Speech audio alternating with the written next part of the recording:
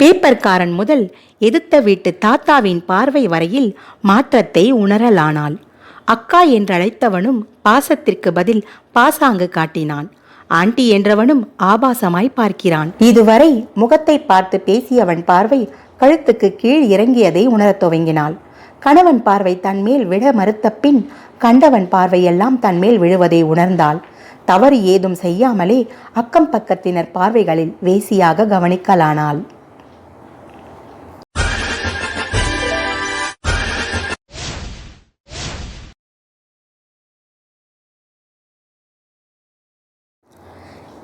எல்லாம் நல்ல முறையில் முடிந்தது. அப்பாடா என்று சுஜாவும் வருணும் அமர்ந்திருக்க ஜட்ஜ் உள்ளே அழைத்தார். விவாகரத்து கையில் கிடைத்ததும் தன்னை ஆளுமை செய்து அடிமையாக வைத்திருந்த தொல்லை ஒன்று தன்னை விட்டதாக இருவரும் நினைத்து முறுக்கிக் கொண்டு நீதிமன்றத்தை விட்டு வெளியே வந்தனர். ஒருவர் முகத்தை இன்னொருவர் பார்த்து கொள்ளவும் விரும்பவில்லை. இனி வாரத்துக்கு ஒரு முறை தண்ணி அடிக்க பர்மிஷன், தினம் ஒரு சிகரெட் பிடிக்க பர்மிஷன் எனும் தொல்லைகளிலிருந்து விடுபடலாம் என வருணும் இனி எங்கு சென்றாலும் யாரிடமும் கேட்க வேண்டிய அவசியமில்லை. விரும்பிய ஆடைகள் அணிந்து கொள்ளலாம், எந்த கட்டுப்பாடும் இல்லை, மனம் போல் மகிழ்ச்சியாய் வாழலாம் என்று சுஜாவும் பிரிந்து சென்றனர். சிறையிருந்த கூட்டை விட்டு வானமே எல்லை என பறந்து செல்லும் பறவை போல விரும்பி இருவரும் விலகிச் சென்றனர். என்ன செய்வது? காலச்சக்கரம் வழக்கம் போல் வேகமாக சுழன்றது. சில மாதங்களுக்கு பின் கட்டுப்பாடில்லாத அவர்கள் வாழ்க்கை கசக்கத் துவங்கியது.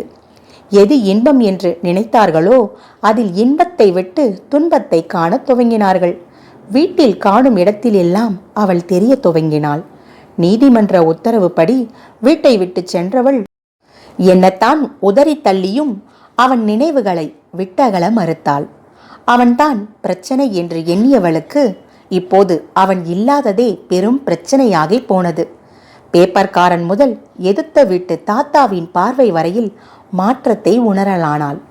அக்கா என்று அழைத்தவனும் பாசத்திற்கு பதில் பாசாங்கு காட்டினான். ஆண்டி என்றவனும் ஆபாசமாய் பார்க்கிறான். இதுவரை முகத்தை பார்த்து பேசியவன் பார்வை கழுத்துக்கு கீழிறங்கியதை உணரத் துவங்கினாள். கணவன் பார்வை தன்மேல் விழ மறுத்த பின் கண்டவன் பார்வைகளெல்லாம் தன்மேல் விழுவதை உணர்ந்தாள். தவறு எதுவும் செய்யாமலே அக்கம் பக்கத்தினர் பார்வைகளில் வேசியாக கவனிக்கலானாள். கவலையுறத் துவங்கினாள். உடனிருந்த போது அவளது குறைகள் மட்டும் தெரிந்தவனுக்கு இப்போது அவள் நிறைகள் தெரிய துவங்கியது. அவள் அது வேண்டும் இது வேண்டும் என்றெல்லாம் நச்சரிப்பவள் கிடையாதே, கொஞ்சம் முன்கோபம் மட்டும்தான். நாம் அதை பொறுத்திருக்கலாமோ, நம்முடைய ஈகோவை விட்டிருக்கலாமோ? அவள் இருந்தபோது இரவில் ஒரு நாளேனும் என்னை சாப்பிடாமல் தூங்கவிட்டதில்லை. ஆனால் 3 நாட்களாய் இரவு சாப்பாடு பிடிக்கவில்லை. சாப்பிடாமல் படுத்து உறங்கி விடுகிறேன். ஒருவேளை நாம் தான் அவசரப்பட்டு விட்டோமோ எனும் எண்ணம் அவனுள் எழத் துவங்கியது. அவள் மனதிலோ தன்னை கேட்காமல் 1 ரூபாய் கூட செலவு செய்ய மாட்டானே, இதுவரையில் தான் விரும்பி கேட்ட ஒன்றையாகிலும் மறுத்திருப்பானா? விரும்பிய இடங்களுக்கு கூட்டிச் செல்லாமல் இருந்திருப்பானா? அவன் நம்மேல் உள்ள அதீத அன்பின் காரணமே சில கட்டுப்பாடுகள் காட்டியிருக்கலாம். பிரிந்து வந்ததற்கு பதில் அதை புரிந்து கொண்டிருக்கலாமோ? ஈகோவை விடுத்து இறங்கி சென்றிருக்கலாம். அவன் அருகில் இருந்தவரை ஒருத்தன் நம்மை ஏறிட்டு பார்த்தானா? இப்போது யார் பார்வையிலிருந்து நான் தப்ப முடிகிறது? இப்போது யாரை நம்புவது என புரியவில்லை. சுஜாவுக்கும் யார்தான் உண்மையானவர்கள் என தெரியவில்லை. குழம்ப துவங்கினாள். இதுவரை ஆண்களுக்குள் கயவர்கள் இருக்கிறார்கள் என்று எண்ணியவளுக்கு இப்போதோ ஆண்கள் அனைவரும் கயவர்களாக தெரிய துவங்கினார்கள். அவள் மன அழுத்தத்தில் மாட்டிக்கொண்டாள். இங்கு வருண் நம்முடைய தவறுகளே நம்மை இப்படி தனிமையில் புலம்ப வைத்தது என்று எண்ணி தன்னைத்தான் நொந்து கொண்டான். பால்கனியை பார்த்தான். இங்கு அமர்ந்து டீ குடித்து கொண்டிருக்கையில் அவளுடன் பேசிக்கொண்டிருப்பது பிடிக்கும் அவளுக்கு. அதன் அருகே சென்றான். அதனை தொட்டு பார்த்தான். அவன் பேசிக்கொண்டே அவள் தலை கோதி விடுவது போல் தோன்றிற்று அவனுக்கு. சுஜா தன் ஆடைகள் இருக்கும் பெட்டி ஒன்றை திறந்து பார்த்தாள். அதில் அவன் புதிய சட்டை ஒன்று இருந்தது. அதை அணிந்து இருவருமாக வெளியே செல்லும் போது பக்கத்து வீட்டு அக்கா டேய், ஷர்ட் உனக்கு சூப்பராக இருக்கு என்றதால், இனி இதை நீங்கள் போடக்கூடாது என கூறி தன் பெட்டிக்குள் பூட்டி வைத்து கொண்டாள். அதற்கு மறுப்பு ஏதும் சொல்லவே இல்லை அவன். அதை எடுத்து அணிந்து கொண்டாள். அவன் அணைப்பிற்குள் இருப்பதை போன்று உணர்ந்தாள். அருகில் இருக்கும் போது நிறைகள் மறைந்து குறைகள் மட்டுமே தெரிவதும், இடைவெளி வந்த பின் ஒவ்வொருவரின் குறைகள் மறைந்து நிறைகள் மட்டும் தெரிய துவங்குவதும் மனித இயல்புகளில் ஒன்றல்லவா? அதை இப்போது அவர்களும் உணரலாயினர். இனி அவனுடைய வாழ்க்கை அவளுக்கேற்ற அவனுக்கேற்ற துணையுடன் மகிழ்ச்சியாய் அமையும். நமது வாழ்க்கை துணையாய் தனிமை போதும் என்று இருவரும் எண்ணிக்கொண்டனர். வழக்கமான பொலிவுடனே அன்றைக்கும் பகலவன் வந்துதித்தான். ஆனால் அன்றைய பொழுது அவளுக்கு புத்துணர்ச்சியை அளிக்கவில்லை.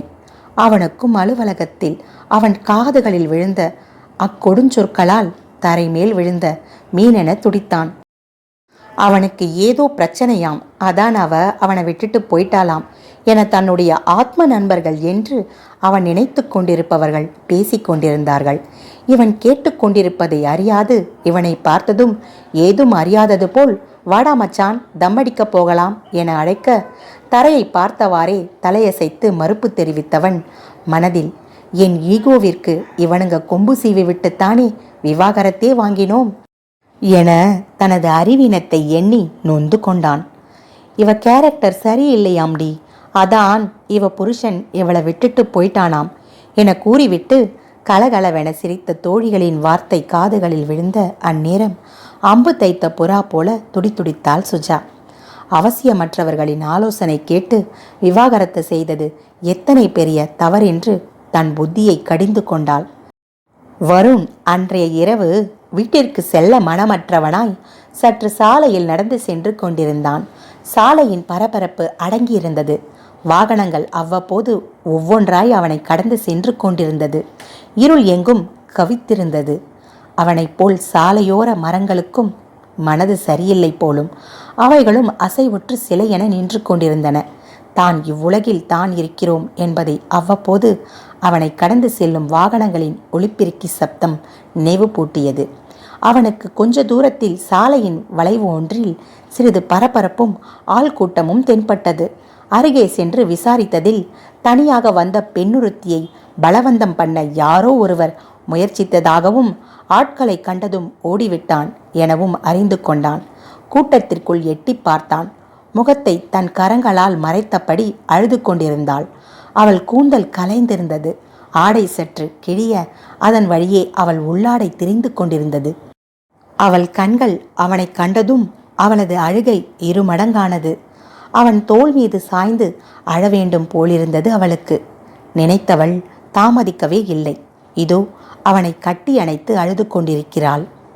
ஏதோ ஒரு இருக்கால் மிருகத்தின் கரத்தில் சிக்கியவள் அவள்தான். அவளேதான், வருணின் சுஜாதான். இப்போது அவன் கரங்களும் அவளை அணைத்து கொண்டது.